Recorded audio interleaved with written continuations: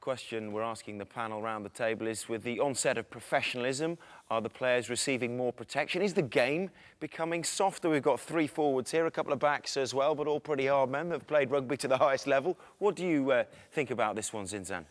I still feel that there's still a place for a good clean ruck. I think you've got to stay away from the head and the fingers and the toes and that sort of thing. But I think if a guy's lying on the ball, as Jono's probably done quite a few times, I don't think there's anything wrong with it. Especially if it was you and any of your Kiwi boys.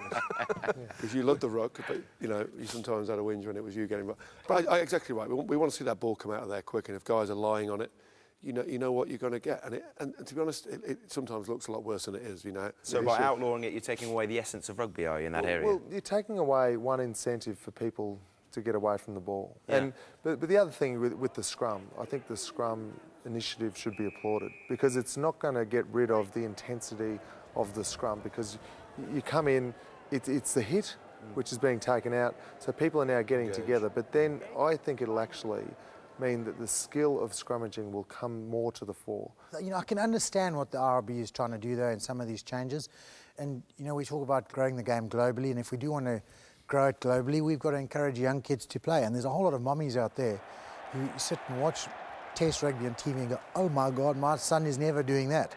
And maybe some of the scrumming laws really assist in that, take the neck injuries out of the game. But one or two of the other changes I think are necessary. You know, we've touched on the rucking. Rucking is a great way of clearing guys out, getting quick ball. We South Africans, we call it mountaineering every now and then. We don't see the problem. Brings on to the issue of padding, though, doesn't it? I mean, do you think that more padding would create harder hits and make it more physical? I think that people should be allowed to wear what they want, as long as it doesn't actually as long as it can't potentially cause any more harm to another person. Put it on. I agree. I think the tackle comes a lot from here. You know, when it's about preparation, it's about technique. If you're showing the right technique, there shouldn't be any problems. I think that the helmets are quite good because they take away a little bit of the cuts, I think, from some guys. You know, if the stray stud hits you, scrapes your head, you know, you get a bit of blood. It takes away that. You know, John always wore his tape and looked after his beautiful ears.